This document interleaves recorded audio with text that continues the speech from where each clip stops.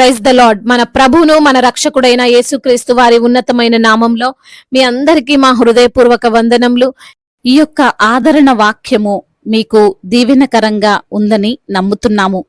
కనీసము ఈ వాక్యమును ఒక 10 మందికైనా షేర్ చేయగలరని దేవుని పేరట మనవి చేసుకుంటున్నాము.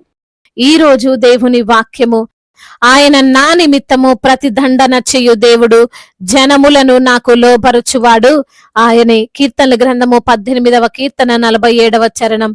Is the God who avenges me, who subdues nations under me. Psalms chapter 18 verse 47. ఈ రోజు నిమిత్తము కృపగలిగిన మన దేవుడు మనకు అనుగ్రహించిన వాక్య భాగమును బట్టి ధ్యానించుకుందాము. ప్రభునందు ప్రియమైన సహోదరి సహోదరులారా, దేవుడు ఈ వాక్యము ద్వారా చాలా సుస్పష్టంగా సెలవిస్తున్నారు. ప్రతి దండన ఆయనదే అని. ఈ రోజున బహుశా నీవు బాధింపబడుతున్నావేమో, నీవు మోసగింపబడుతున్నావేమో, నిన్ను కావాలని నిందిస్తూ, నిన్ను అనవసరంగా దూషిస్తూ, నిన్నొక దోషిగా, నీ యొక్క విరోధులు, నీ యొక్క శత్రువులు, నీవంటే పడని వారు నిన్ను చిత్రీకరిస్తున్నారేమో. నీవు వారిని ఏదో ఒకటి చేసేయాలి అనే తలంపుతో నీవున్నావేమో. ఎలాగైనా సరే వారి మీద పగ తీర్చుకోవాలి అని అనుకుంటున్నావేమో. కానీ అలా ఆలోచించకు. నీకు దేవుడున్నాడు. నీవు సేవిస్తున్న యేసయ్య నీ పక్షంగా ఉన్నాడు.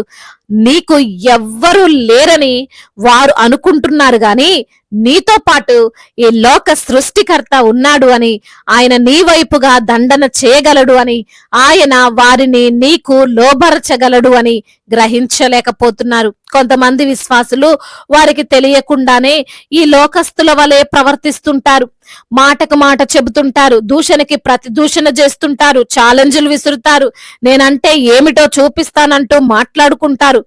ఓర్చుకోలేరు, తట్టుకోలేరు. ఆత్మ ఫలాలలో ఒకటైనటువంటి దీర్ఘశాంతము అంటే ఏంటో మర్చిపోతారు. అలాంటి వారు దేవుని నుండి ఎప్పటికీ సహాయం పొందుకోలేరు. వారి యొక్క ఆలోచనలు వారి లోపల పెట్టుకొని దేవునికి చోటివ్వకుండా, ఆయన పనేంటో ఆయన్ని చేయనివ్వకుండా సొంత జ్ఞానముతో తమ సమస్యలు పరిష్కరించుకోవాలి అని అనుకుంటారు. కానీ అది కరెక్ట్ కాదు. వాక్యం సెలవిస్తుంది, నీ మార్గమును యెహోవాకు అప్పగింపుము, నీవు ఆయనను నమ్ముకొనుము, ఆయన నీ కార్యము నెరవేర్చును అని.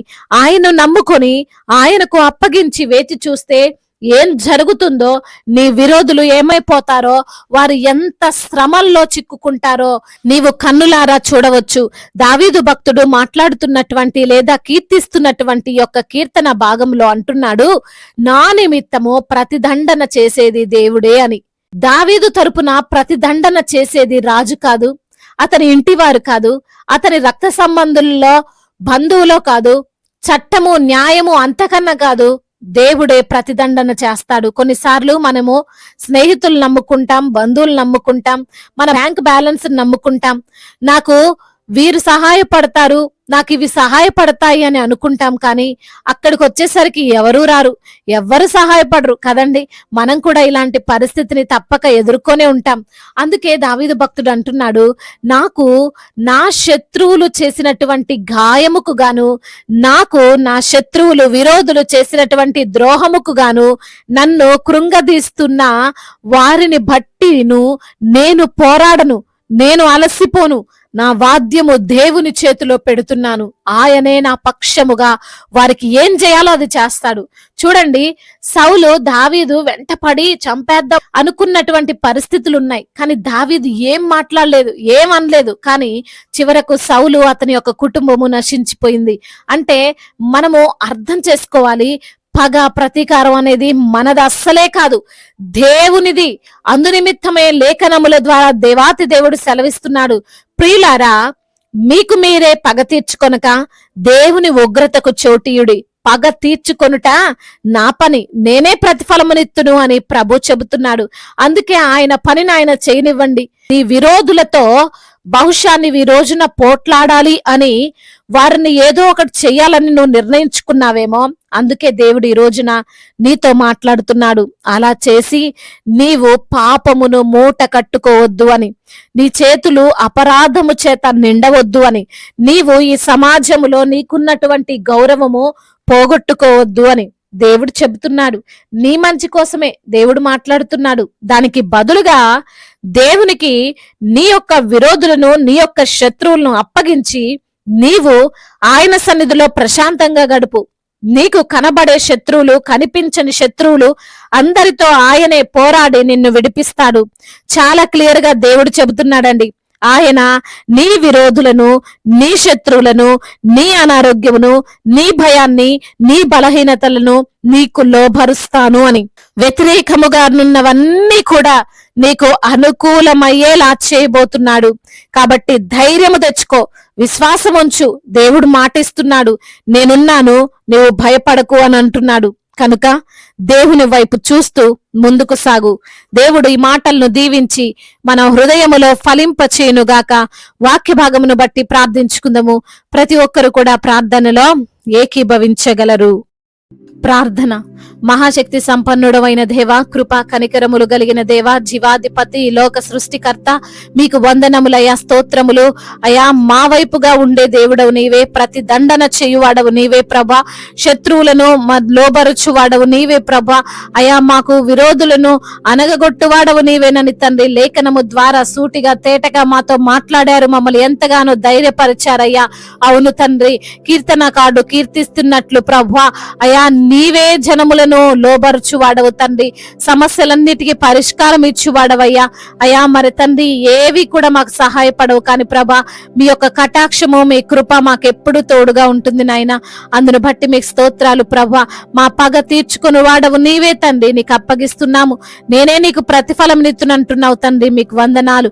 ఈ రోజు నా ఎందరైతే బిడ్డలు వాక్యమును విని ప్రార్థనలో ఏకీభవిస్తున్నారో ప్రతి బిడ్డను మీరు పేరు పేరున దీవించండి, ఆశీర్వదించండి, బలపరచండి, కృప చూపించండి అయా. అనారోగ్యముతో ఉన్నటువంటి ప్రతి బిడ్డకు యేసు నామములో తండ్రి శక్తిని, బలాన్ని దయచేయమని వేడుకుంటున్నాం. మంచి ఆరోగ్యాన్ని దయచేయండి. ఏ వ్యాధి, ఏ రుగ్మత, ఏ బలహీనత బిడ్డలను చుట్టముట్టుందో ప్రభా అయా, యేసు నామములో ఆ యొక్క వ్యాధిని గద్దించమని బ్రతిమిలాడుకుంటున్నాం. అదే విధంగా కుటుంబ సమస్యలు, కుటుంబంలో కలహాలు, భార్యాభర్తల మధ్య విభేదాలు, అన్నదమ్ముల మధ్య విభేదాలు, ఆస్తి తగాదాలు, వీటన్నిటి నుంచి కూడా విడుదల దయచేయండి ప్రభా. ఉద్యోగము లేని బిడ్డలకు మంచి ఉద్యోగాన్ని దయచేయండి. ప్రమోషన్ విషయంలో తండ్రి మీరు సహాయం చేయండి. ట్రాన్స్ఫర్ విషయంలో తండ్రి మీ యొక్క కృపను వారి పైన కుమ్మరించండి ప్రభు. వారు అనుకున్నటువంటి ప్రాంతంలో ట్రాన్స్ఫర్ అవునట్లుగా సహాయం చేయండి. భార్యాభర్తల మధ్య విభేదాలను యేసు నామములో కొట్టివేయండి ప్రభ. విడిపోయిన కుటుంబాలను కట్టండి నా ప్రభ. చిన్న బిడ్డలందరినీ కాచి కాపాడండి.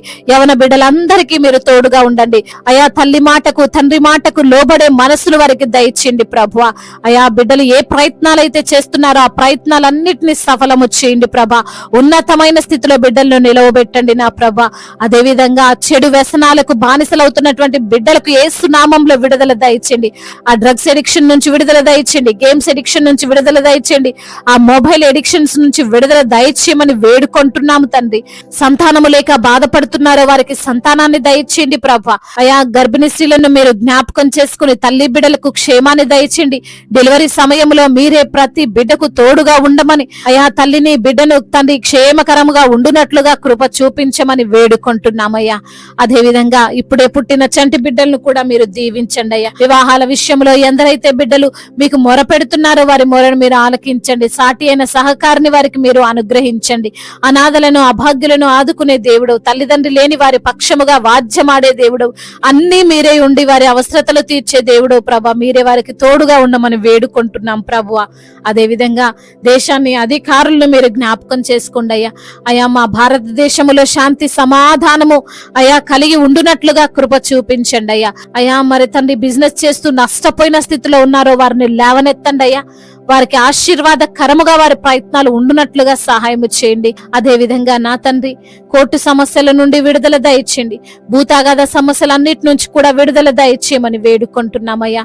అయ్యా, మీ పరిచర్య చేస్తున్న దైవజనులందరికీ మీరు తోడుగా ఉండండి అయ్యా. వారిని మీరు బలపరచండి తండ్రి.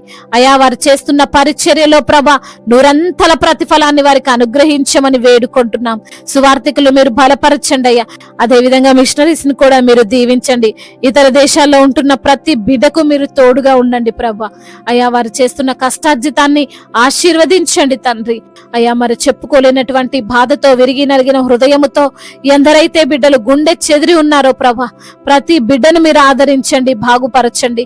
మీ యొక్క కృపను, మీ కటాక్షమును ప్రతి బిడ్డపైన ఉంచమని బ్రతిమిలాడుకుంటూ మానాథుడు, సర్వశక్తిమంతుడు, సజీవుడు, బలవంతుడైన యేసుక్రీస్తు వారి ఉన్నతమైన నామంలో ఈ ప్రార్థనను అడిగి వేడుకొని పొందుకొని ఉన్నాము మా ప్రియ పరలోకపు తండ్రి. ఆమేన్. ఈ రోజు పెళ్లి రోజు మరియు పుట్టినరోజు జరుపుకున్న వారందరినీ కూడా దేవుడు దీవించి సకల మేలులతో, శాంతి సమాధానముతో, మెండైన దీవెనలతో దేవుడు మిమ్మల్ని నింపునుగాక. మీ యొక్క ప్రార్థన అవసరతలను మాకు తెలియజేయగలరు. మీ కొరకు మేము తప్పక ప్రార్థిస్తాము. మొదటిసారిగా మన యొక్క ఆదరణ వాక్యం చూస్తున్నట్లయితే తప్పకుండా సబ్స్క్రైబ్ చేసుకోగలరు. ఈ వాక్యం మీకు ఆశీర్వాదకరంగా ఉండినట్లయితే అనేకులకు కూడా ఈ వాక్యాన్ని పంపి మీరు కూడా దేవుని యొక్క రాజ్య సువార్తలో పాలుభాగస్తులు కావాలని దేవుని పేరట మనవి చేసుకుంటున్నాను. May God bless you all. దేవుడు మిమ్మల్ని దీవించి బలపరిచి స్థిరపరచును గాక.